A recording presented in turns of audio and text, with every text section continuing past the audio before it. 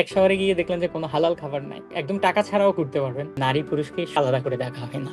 ছেলে অথবা মেয়ে আমরা একটাই ওয়াশরুম ইউজ করতেছি। ঢাকা থেকে আমি ব্যাংককে এসেছিলাম মাত্র ৳১৬,২০০ দিয়ে।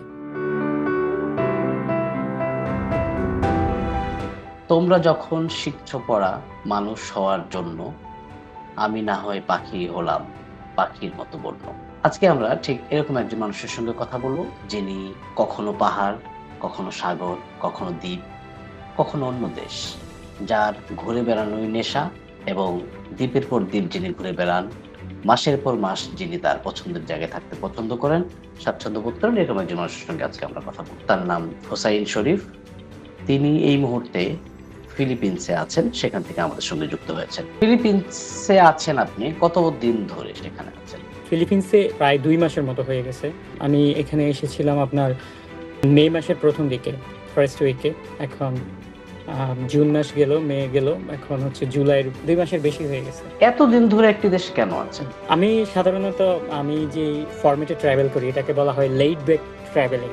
আমি একটা জায়গায় বেশি সময় ধরে থাকি, সেখানকার লোকাল কালচার, মানুষের সাথে মিশি, সেখানকার যে কালচারাল বিভিন্ন এলিমেন্টস, তাদের হিস্ট্রি, হেরিটেজ সেগুলো এক্সপ্লোর করি। আর বর্তমানে আমি হচ্ছে ভিডিও বানাই, আবার লেখালেখি করি। তো আমি কোনো একটা জায়গায় গিয়ে দেখা যাচ্ছে সপ্তাহে ৭ দিনই ঘুরি না। আমি দেখা যাচ্ছে ১ দিন ২ দিন ঘুরি, আবার আমার ভিডিও এডিট করি, সেগুলো আবার আমার সোশ্যাল মিডিয়ার জন্য সেগুলো পোস্ট করি। বাহ! তো আপনি তো ম্যাক্সম্যান নামে সোশ্যাল মিডিয়ায় পরিচিত। যারা প্রথমবার আপনার নাম শুনছেন তাদের জন্য আপনার নিজের ব্যাপারে কি বলবেন? সবাইকে বলতে চাই, বন্ধুরা, আমার নাম হচ্ছে ম্যাক্সম্যান। এটা হচ্ছে আমার ক্রিয়েটর নেম। আমি এই নামে হচ্ছে আমার ভিডিও আমি সোশ্যাল মিডিয়াতে পাবলিশ করি এবং আমার লেখালেখিটা চালিয়ে যাচ্ছি। তো এটার মানে হচ্ছে স্টোরি টেলার, গল্পকথক, একজন মানুষ যিনি অন্যদেরকে গল্প শোনায়। গল্প আমি পড়তে ভালোবাসতাম, গল্প শুনতে ভালোবাসতাম। এখন আমি মানুষদেরকে গল্প শোনাই এবং আমি যে সকল শহরে যাই সেই সকল শহরের গল্প শুনি, ওই শহরের মানুষদের গল্প শুনি। এই যে ভ্রমণ আপনি করছেন এবং সেটি আমি যতদূর জানি যে আপনি সোলো ট্রাভেল করেন এবং এই যে একা দেশ ছেড়ে চলে যাওয়া, এক দেশ থেকে আরেক দেশে যাচ্ছেন, ঘুরছেন, মাসের পর মাস থাকছেন। এটা আসলে কিভাবে শুরু হয়েছিল আপনার এই নেশাটা?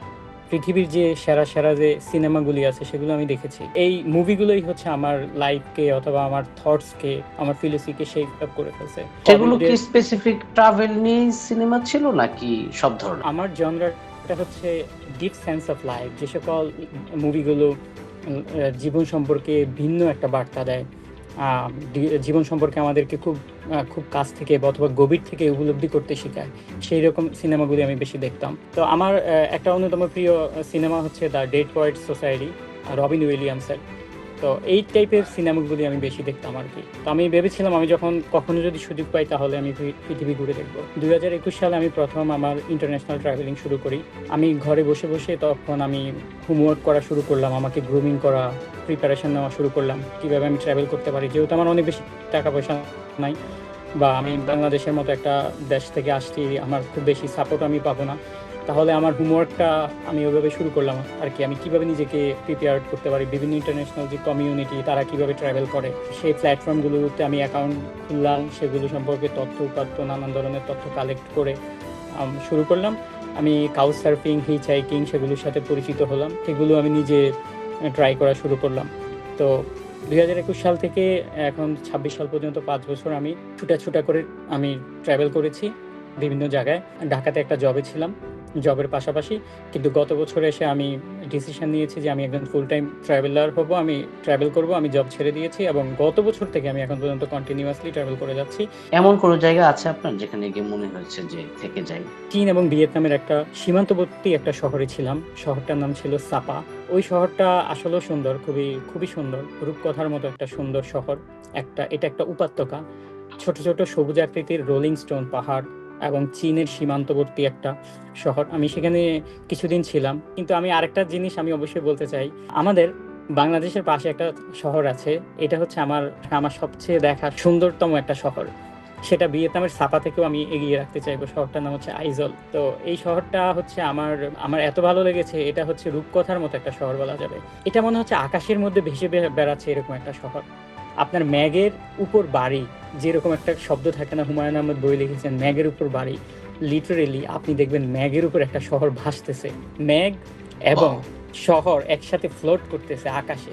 এটা আপনি কিভাবে দেখবেন? এটা যখন তাদের এয়ারপোর্ট থেকে অথবা কোনো একটা নিচু জায়গা থেকে ধীরে, ধীরে শহরের দিকে উঠতে থাকবেন, তখন আপনি আকাশের দিকে এভাবে তাকায়ে দেখবেন যে আপনার মাথার উপরে একটা শহর ঘুরতেছে। শহরটা অনেক সুন্দর, মানুষজন অনেক ভালো। আপনি তো সোলো ট্রাভেল করছেন, একা, একা ঘুরছেন। আপনি নিজেই আপনার অর্থের যোগান দিচ্ছেন। এই যে চ্যালেঞ্জিং পথ চলা, এর মধ্যে কি কখনো কোনো ভয়ংকর অভিজ্ঞতার মুখোমুখি হয়েছেন? এমন বড় কোনো ধরনের সমস্যা সত্যিই আমার হয়নি। তবে আমি মণিপুরে একবার ঘুরতে গিয়েছিলাম ২ বছর আগে, ভারতের মণিপুর রাজ্যে। তখন ওখানে যুদ্ধ অবস্থা ছিল। তো আমি নাগাল্যান্ড থেকে মণিপুরে গিয়েছিলাম। সবকিছু ঠিকই ছিল। শুধু আমি যে হোটেলে উঠেছিলাম, হোটেল থেকে আমাকে আর বের হতে দেয়নি ওরা। বলল যে, "তুমি আসছো, তুমি আমাদের এখানে থাকো।" যে হোটেলে আমার হোস্ট ছিল, বলল যে, "বাহিরে গেলে সমস্যা আছে।" উনি আমাকে শুধুমাত্র শহরের আশপাশটা ঘুরিয়ে দেখিয়েছেন। আর আমি যাওয়ার সময় দেখেছি যে ওদের রাস্তার ২ পাশে হচ্ছে ভাঙা গাড়ি অথবা গাড়ি জ্বালিয়ে দিয়েছে। রাস্তার আশেপাশে অনেক ধ্বংসাবশেষ, এরকম আগুন দেওয়া, এরকম অনেক কিছু আমি দেখেছি। ওই জায়গাটা একটু আমার কাছে একটু ভয় লেগেছিল তখন, বা ওই শহরটায়। আর তাছাড়া আমার আসলে খারাপ কোনো অভিজ্ঞতা হয়নি। কোনো দেশে গেলে হয়তো আপনি রুম শেয়ার করে থাকতে পছন্দ করেন। এই সব ক্ষেত্রে বাংলাদেশের প্রেক্ষাপটে সম্পূর্ণ বিপরীত। হয়তো নারীদের সঙ্গে আপনাকে রুম শেয়ার করে থাকতে হচ্ছে। এইটা আসলে আপনি এই অভিজ্ঞতা ছেলে অথবা মেয়ে, নারী-পুরুষকে সত্যিকার অর্থে আলাদা করে দেখা হয় না। এমনকি আমি যে রিজিয়ন গুলোতে ঘোরাঘুরি করি, এখানে ছেলে-মেয়েদের জন্য আলাদা কোনো জামা-কাপড়ও নাই। একটা শার্ট ছেলেরাও পড়তেছে, একটা শার্ট মেয়েরাও পড়তেছে। একটা জুতা ছেলেরাও পড়তেছে, একটা জুতা মেয়েরাও পড়তেছে। আমি একটা স্টোরে গিয়ে জিজ্ঞাসা করলাম, "এটা কি ছেলেদের না মেয়েদের?" ওরা এই জিনিসটাই বুঝতেছে না। ছেলে-মেয়ে আবার কি? তাদের সোসাইটিটাই এরকম। আমার পাশের বেডে কে ঘুমাচ্ছে, এটা ছেলে অথবা মেয়ে, এটা আসলে কনসিডারেশন এ আসতেছে না। এই জিনিসগুলো হচ্ছে নন মানে সেক্সুয়াল এটা ইস্ট এশিয়াতে। এমনকি আমাদের প্রতিবেশী দেশ ভারতের যে নর্থ ইস্ট ইন্ডিয়া, সেখানেও কিন্তু একই কালচার।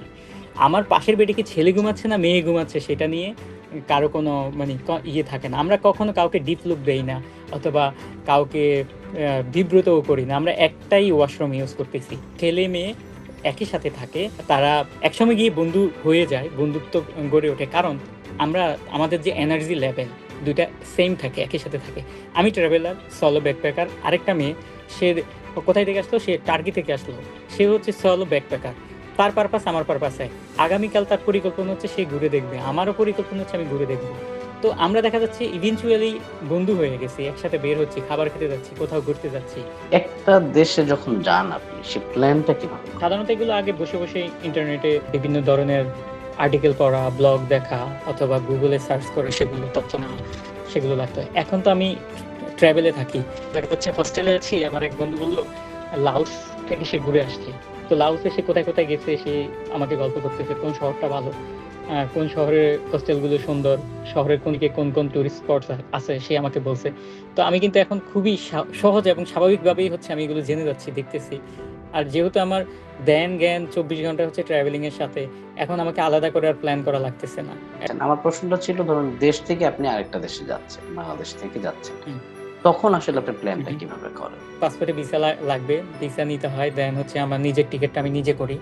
সেটা হচ্ছে বিভিন্ন সাইট আছে, যেমন Skyscanner অথবা Google Flights এ আমি দেখি ফ্লাইটগুলো। তারপরে trip.com বিভিন্ন সাইটে দেখি কোন সাইটে কমে পাওয়া যায়। আর আমার যেহেতু অনেক সময় আছে আমার হাতে, ফ্লেক্সিবল টাইম নেই আমি। সাধারণত হচ্ছে সকালের দিকের ফ্লাইটগুলোর দাম বেশি থাকে। আপনি যদি রাতে ফ্লাই করেন সেগুলোর দাম অনেক কম থাকে।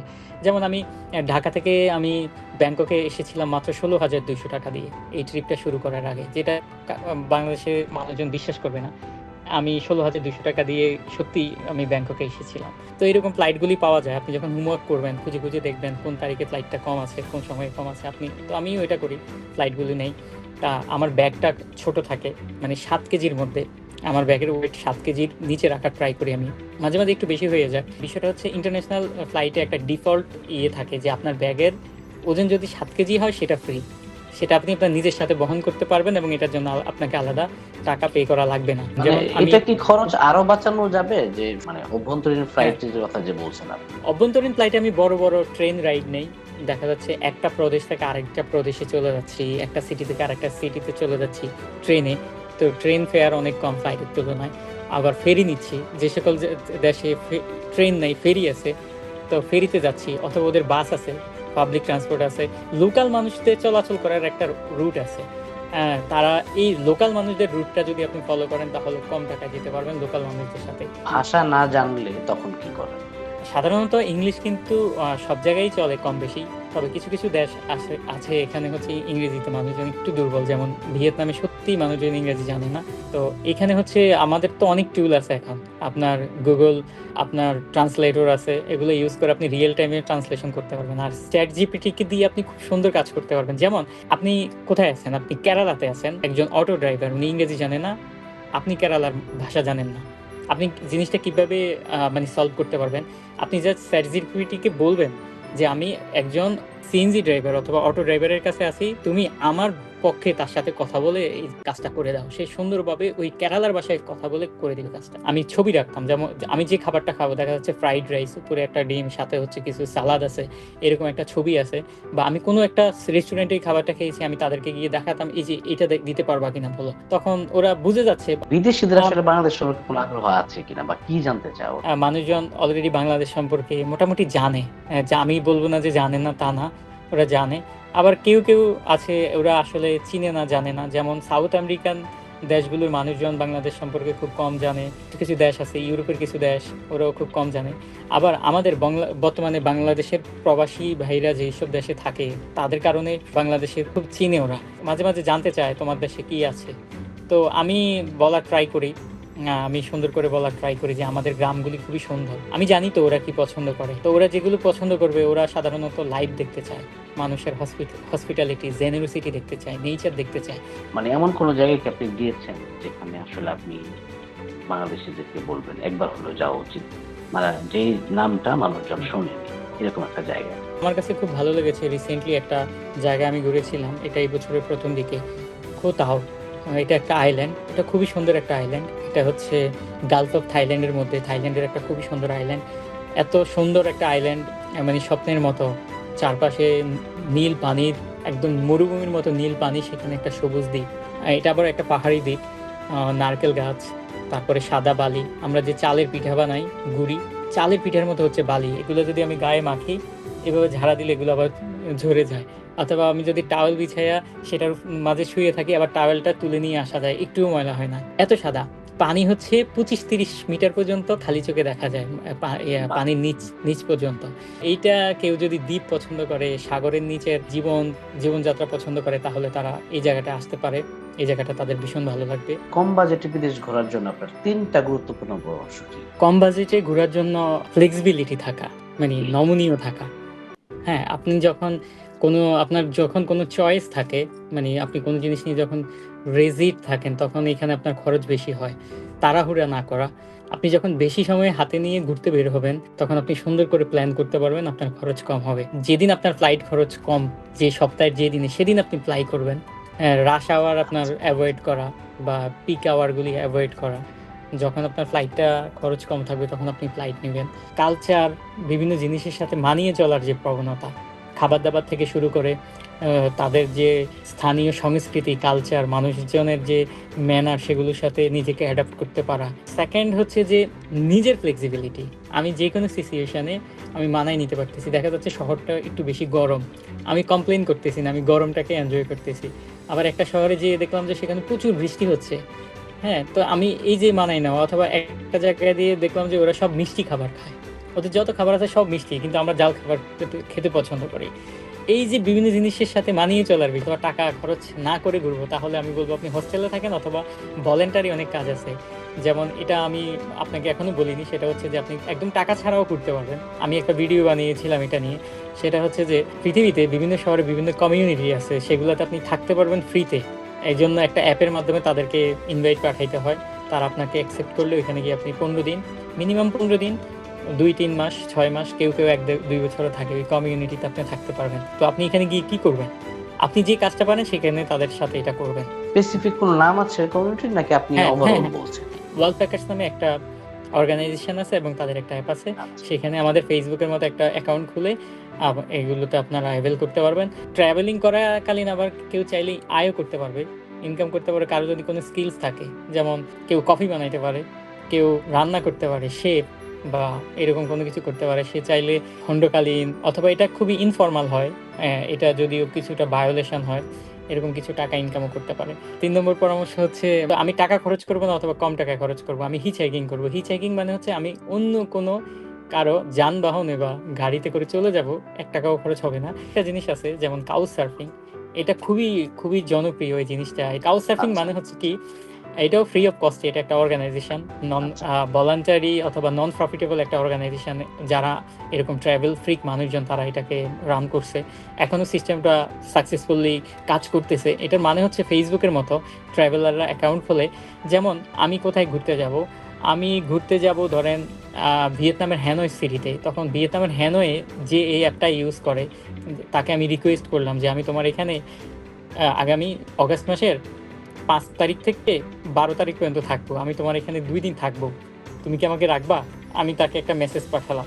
তখন সে যদি আমার মেসেজটা দেখে হয়, তখন সে অ্যাকসেপ্ট করে যে হ্যাঁ, তুমি আসতে পারবা। ১ম দিকে আমি কাউচ সার্ফিং করেছি প্রচুর। এর মধ্যে কি হুম। এমন কোনো মানুষের সঙ্গে আপনার পরিচয় হয়েছে যাকে আপনি ভুলবেন না কখনো?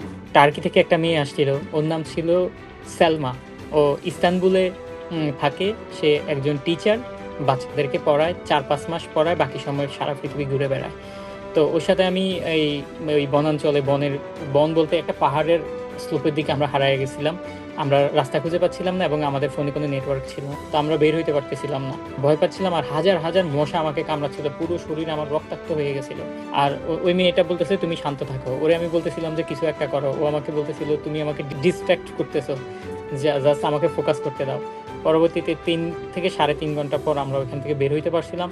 হ্যাঁ, পাহাড় থেকে যখন পানি নামে, বৃষ্টির পানি, তখন এক ধরনের ঝিরির মতো তৈরি হয় বা এই জায়গায়। তো আমরা এইরকম একটা ঝিরি ধরে হাঁটতে আমরা একটা ট্রেইল ধরে ৩ থেকে ৩.৫ ঘন্টা পর আমরা একটা রাস্তায় এসে পৌঁছাইছি।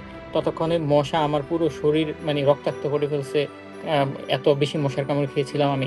তখন মেয়েটা আমাকে একটা টাওয়েল দিয়ে বলল যে, "তুমি তোমার শরীর পরিষ্কার করে নাও, মুছে নাও। আমরা আবার হিচ হাইকিং করব। তোমার যদি এরকম গায়ে ময়লা থাকে, কেউ আমাদেরকে গাড়িতে উঠাবে না।" আমার এই ছবিগুলো আছে, ভি ভিডিও আছে। বাহ! তো তার কাছ থেকে আমি হিচ হাইকিং কিভাবে করতে হয় এবং খুব খারাপ সময়ে কিভাবে শান্ত থাকতে হয়, এই বিষয়গুলো দেখেছি। আমি ওকে কখনোই ভুলব না। কারণ আমার ট্রাভেলিং এর ১ম দিকে আমি ওকে পাইছিলাম। ও আমাকে অনেক কিছু শিখাইছে এই কোর জিনিসগুলো ট্রাভেলিং এর। সত্যিই ওর সাথে আমার খুব ভালো মেমোরি আছে। যে আমাদের বাংলাদেশের ট্রাভেল সেক্টরের বা পর্যটনের আসলে সম্ভাবনা কি আছে কোনো? বা সীমাবদ্ধতা কি আমাদের? আ বাংলাদেশ কেন পর্যটনে এত পিছিয়ে? আপনার কি মনে হয়? আমার আমি একটা জানার ইচ্ছা। কম্পারিজন করব বাংলাদেশের সাথে ক্যাম্বোডিয়া। আমি ক্যাম্বোডিয়াতে ঘুরতে গেছি। সত্যি কথা বলতে গেলে ক্যাম্বোডিয়া ঘুরতে প্রচুর মানুষ যায়। কয়েক মিলিয়ন মানুষ প্রতি বছর ক্যাম্বোডিয়াতে ঘুরতে যায়। ক্যাম্বোডিয়াতে ল্যান্ডস্কেপ তেমন কিছু নাই। ওইখানে দেখার মতো কিচ্ছু নাই। ক্যাম্বোডিয়াকে আমার মনে হয়েছে যে রাজশাহী অথবা আমাদের গ্রামীণ জায়গাগুলোর মতো ধান ক্ষেতের পাশে তাল গাছ, একটা মেঠো পথ যেটা পাকা অথবা ইট বিছায়া রাখছে লাল মাটির, সেরকম। মানুষজন হচ্ছে আমাদের মতোই ঘরবাড়ি, এরকম একটা জায়গা। কিন্তু এখানে মিলিয়নস মানুষ কেন ঘুরতে যায়? আমার প্রশ্ন সেটাই। তো আমি যেয়ে দেখলাম যে লক্ষ, লক্ষ ইউরোপিয়ান আমার মতো তাদের শহরগুলোতে ঘুরতেছে। আবার সেখান থেকে তারা ট্যুর প্যাকেজ কিনতেছে, ডে ট্রিপ, যেটা হচ্ছে $20 অথবা $25, একদিন শুধু গ্রামে ঘুরবে। তারা কি, আমিও কিনছি একটা। আমি কিনার পর ওরা আমাকে কি দেখাইছে জানেন? গ্রামে তারা ঢেঁড়স ক্ষেত করছে, কিভাবে ঢেঁড়স চাষ করে সেটা দেখাচ্ছে। একটা চৌবাচ্চা, ৪ কোণা একটা চৌবাচ্চার মধ্যে চিংড়ি মাছ ছাড়ছে, সেটাই আমাকে দেখাচ্ছে। মূলা ক্ষেত দেখাচ্ছে। মুরগি কিভাবে লালন-পালন করতেছে সেটা দেখাচ্ছে। এখন আমি খারাপ ফিল করতেছি না। আমি আমার অন্যান্য ব্যাকপ্যাকার বা ইউরোপিয়ান বন্ধুদের সাথে খুব উৎসাহ নিয়ে দেখতেছি। কিন্তু সেটা মানুষ দেখতেছে। এই জিনিসগুলো যে মানুষজন দেখে, আমি তখন ১ম দেখলাম। আমাকে একটা পাহাড় দেখাইতে নিয়ে গেছে। পাহাড়টা মনে হয় যে নিজেরা বানানো যাবে। ছোট্ট একটা পাহাড়, সবুজ ঘাস দিয়ে ঢাকা, বলতেছে এটা পাহাড়। সেটা মানুষজন টাকা খরচ করে দেখতেছে ক্যাম্বোডিয়াতে। আমাদের রাঙ্গামাটির, আমাদের কাপ্তাই লেকের যে আপনার বিলাইছড়ির অংশটুকু, সেটা আমি ভিয়েতনামের হালংবি থেকেও আমার কাছে বেশি ভালো লাগে। সত্যি কথা বলতে গেলে। আমরা ওয়েলকামিং না, আমাদের ইনফ্রাস্ট্রাকচার নাই, আমরা এখনো নিজেদেরকে রেডি করতে পারি নাই। আমাদের দেশে বিদেশিরা ঘুরতে আসবে এরকম। কিন্তু আমাদের এত আছে যে, যেটা অনেকেরই নেই।